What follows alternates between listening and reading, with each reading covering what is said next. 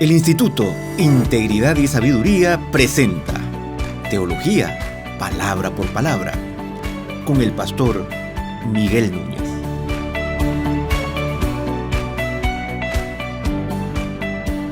Tricotomía y dicotomía.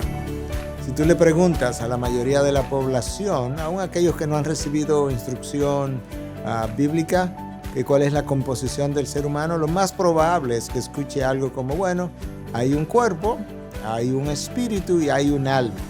Algunos se ofrecen de voluntarios a ir un poco más allá y te dicen que el alma es como el asiento de las emociones, de manera que el ser humano tendría tres partes. La pregunta que tendríamos que hacernos para comenzar, bueno, pero ¿de dónde viene esa idea? Y entonces algunos pudieran citar algunos versículos bíblicos que hablan del cuerpo, del alma y del espíritu. El problema es que cuando vamos a los lenguajes originales nos encontramos con que la palabra alma y espíritu desde el Antiguo Testamento es usada de manera intercambiable. Cada vez que dice alma puede usar la palabra espíritu sin ningún problema. Eso es el número uno. Número dos, en ningún momento de la palabra de Dios se nos dice que el alma es el asiento de las emociones. No hay tal idea.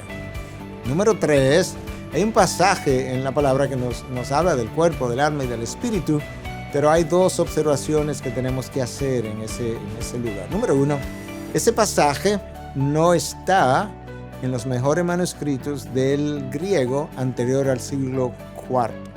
Y es que ese pasaje donde está eso dicho, no está hablando de la composición del ser humano. Cuando nosotros queremos llegar a una conclusión final sobre algo, yo tengo que encontrar lo que llamamos un pasaje sede como de asiento, donde se asienta algo. Los pasajes sede son aquellos que hablan del concepto que yo quiero definir o que quiero encontrar. Por ejemplo, el concepto que estamos tratando de encontrar es cuál es la composición del ser humano. ¿Cuál sería un pasaje sede? Bueno, lo más lógico es irnos al principio donde el ser humano fue formado y ver qué es lo que la palabra dice. Dice que Dios tomó barro, del suelo y formó al hombre, parte número uno, y luego le infundió su aliento, parte número dos. No hay más. Ahí terminó. Entonces, a esa doctrina le llamamos dicotomía. El nombre es dicótomo, tiene dos partes, la parte física y la parte espiritual. La anterior que estuvimos hablando es lo que llamamos tricotomía, que el hombre tiene un cuerpo, tiene un alma, tiene un espíritu. Pero ahora yo tengo una pregunta para ti. Cuando tú vas a un funeral y escuchas hablar acerca de lo que va a pasar, ¿verdad? ¿Qué tú escuchas? Que se va a enterrar el cuerpo y que el cuerpo se queda ahí en la tumba, parte número uno. Y luego que el espíritu, si es un creyente, va a Dios. Parte número dos, ¿a dónde va el alma? Nadie se hace esa pregunta. No tenemos que hacérnosla porque no hay una tercera parte. ¿De dónde vino entonces la idea que eventualmente infiltró la mente de los cristianos? Vino de los griegos. Los griegos hablaban de que el cuerpo es algo pecaminoso, es algo impuro, para usar su palabra, su terminología, y que el alma o el espíritu es algo puro y que esas cosas no se pueden unir. Nunca.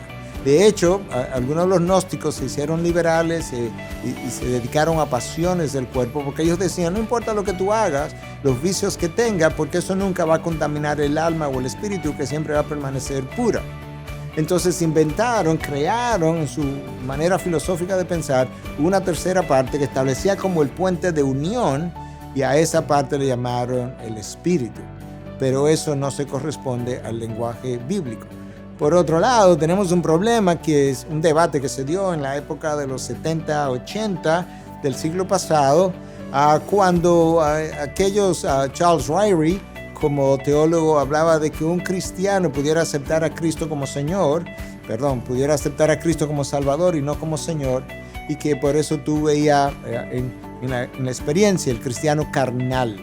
Porque el cristiano carnal todavía sus emociones en esa tercera parte no habían sido santificadas. Bueno, realmente en la palabra de Dios no hay tal cosa. De hecho, tú no puedes aceptar a Cristo como Salvador sin aceptarlo como Señor. Eso es lo que Él es todo el tiempo. Error número 1. Y error número 2 es pensar que como lo aceptaste como Salvador nada más, tú puedes tener todas estas pasiones descontroladas y tú eres un cristiano carnal y que ahora hay que santificar tus emociones en esta tercera parte. Eso no está en la Biblia. Yo creo que la Biblia es bastante clara, el hombre es dicótomo, cuerpo, y la segunda parte, el alma o el espíritu, que es lo mismo. Si deseas seguir profundizando en tus estudios de teología, inscríbete en el Instituto Integridad y Sabiduría. Entra a nuestra página web www.institutois.org.